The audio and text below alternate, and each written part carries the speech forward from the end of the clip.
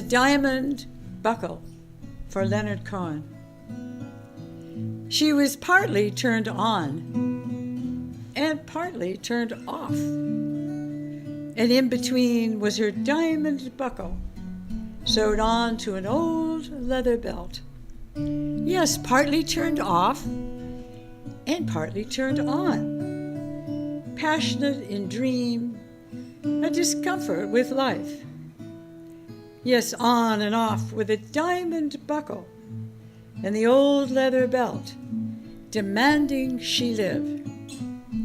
Then blossomed a springtime when her rhythm swept her beyond herself and threw away the buckle.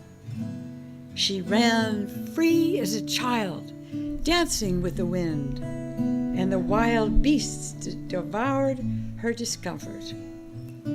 Life had digested her anew, and by some mysterious token, lent beat to her once withered heart. She rode on the back of a white egret's tail and dropped her fallen self to the sea, watching it dissolve into salt.